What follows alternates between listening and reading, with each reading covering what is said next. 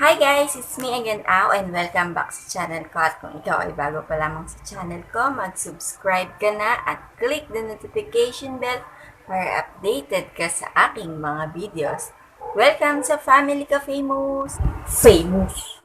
And for today's video, ang isi-share ko naman sa inyo is kung paano yung tamang paggamit ng moisturizer. Yes, moisturizer. Yan. So, sa Shea lang yung binili ko kasi not sponsored naman ito. Sponsored naman Ito. And, gusto ko lang i-share sa inyo yung tamang paggamit ng moisturizer. Yun, kung napanood nyo yung last video natin, ilalagay ko dyan sa taas yung link para dun sa mga hindi pa nakakapanood. Yung last vlog natin is about toner, kung paano gumamit ng toner. And for today's video naman, ang share ko sa inyo is kung paano yung tamang paggamit ng moisturizer. Yan. Mayroon ako ditong mga moisturizer. Siyempre, yung binili ko yung sa Shea lang para budget friendly siya.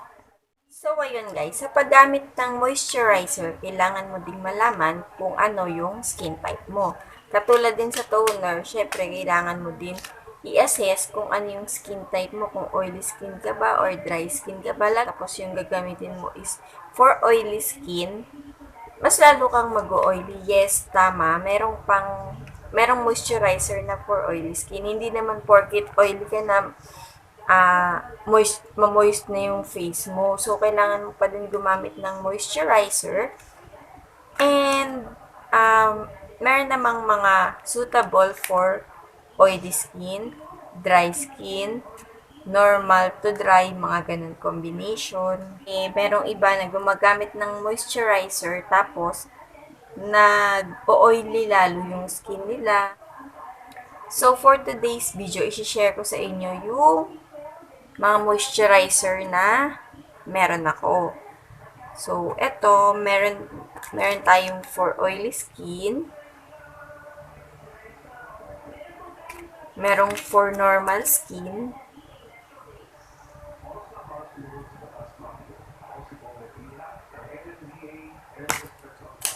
And meron tayong tinted moisturizer.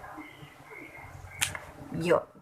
Bago ka gumamit ng moisturizer, kailangan mo munang mag-facial wash, toner, then tsaka ka mag-a-apply ng moisturizer.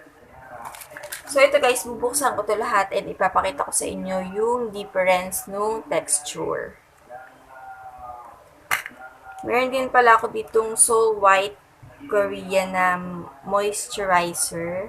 Milky cream naman siya. Soul White Korean na milky cream. Ito yung kamukha nung sabon na ginagamit ko na mabilis magpaputi.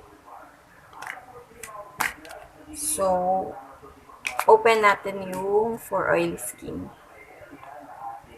Bago tayo pumunta dun sa tamang paggamit, papakita ko muna sa inyo yung texture ng moisturizer na for oil skin. Wala akong gunting. So, ito yung oily skin. Yan, medyo ano siya, mas light, mas liquid, ganun.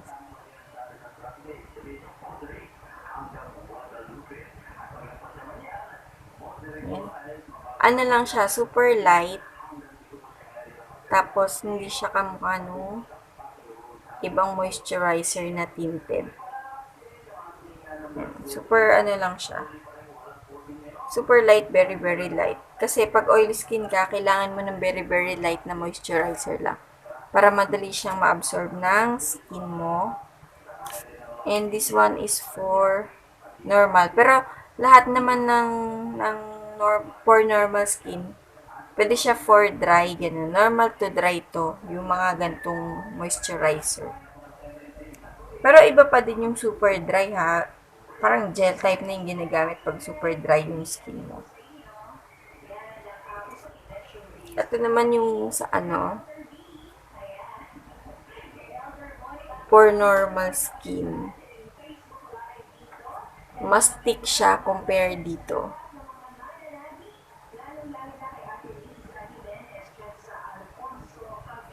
Yan.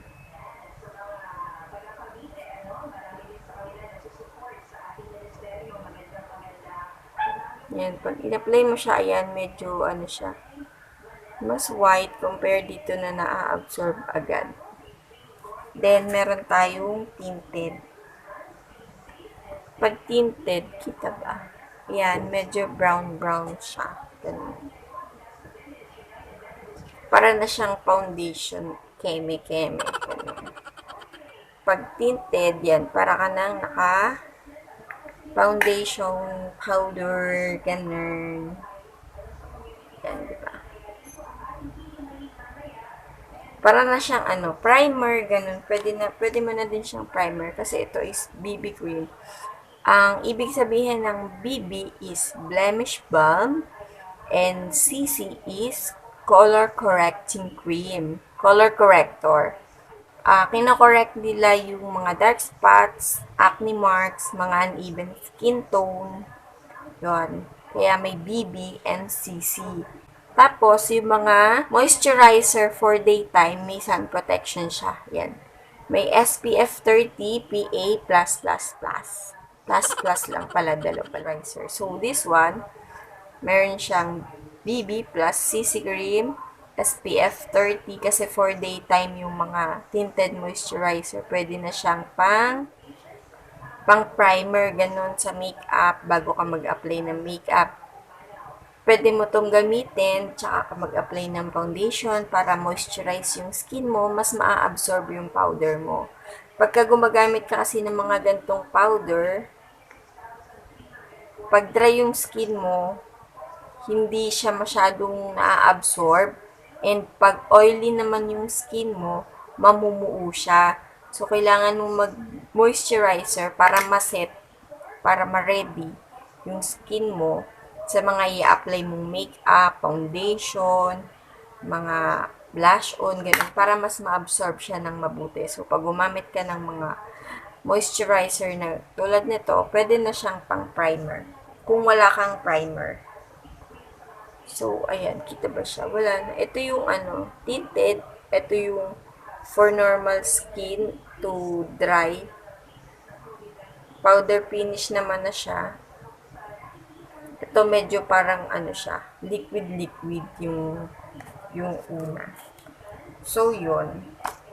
Paano ko mag-a-apply ng moisturizer, may makeup ako. So, ito na lang yung i-apply ko sa face ko.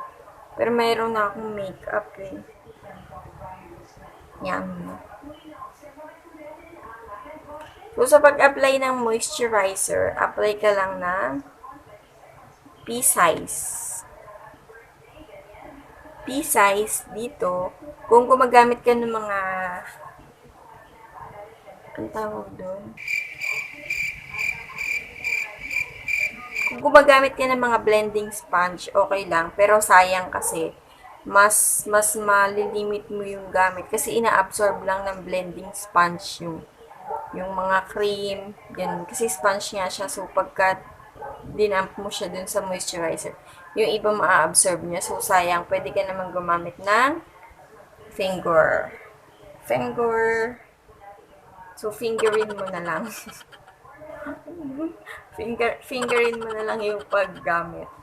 So, pag gumagamit ng moisturizer yan, P-size lang. Huwag sobrang dami, huwag sobrang konti. P-size lang muna yung gamitin mo. Pwede ka namang magdagdag. Mas madaling magdagdag kaysa magbawas. Kasi pag magbabawas ka, uulitin mo pa ulit. So, P-size lang siya. Then, sa forehead, sa nose, tapos, sa chin, sa left and right cheek, then, sa neck, 1, 2, 3. Yan. Tsaka mo siya i-glide. Circular motion lang siya, upward circular motion, para hindi nagsasag yung skin mo. Yan. I-blend mo siya ng mabuti kapag ginagamit mo na siya. Puro upward lang.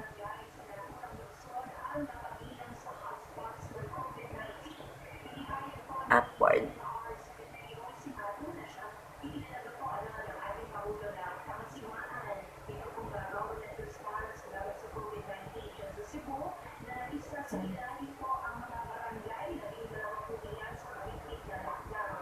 Yan, yung konting amount, ma-cover na niya yung skin mo. Kung kulang, kung hindi ka pa satisfied, mga ganon, pwede kang magdagdag. Mas madaling magdagdag kasi magbabas. So, sa forehead, yan, upward din, upward, upward.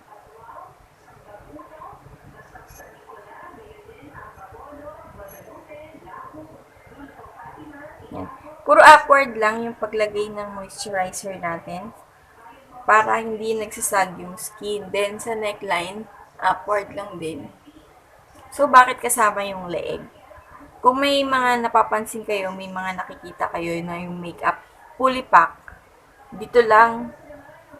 So, paano naman to? Naiwan na yung kulay. Iyon.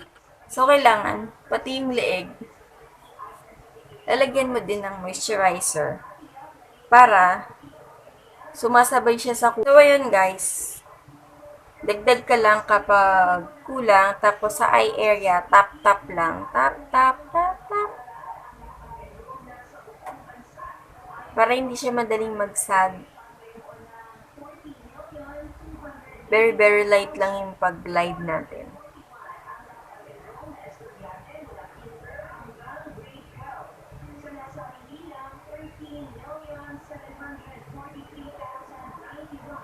Pero kung gusto niyo yung mga moisturizer na for eye area lang, na for mga dark circles, meron siya, may available na ganun.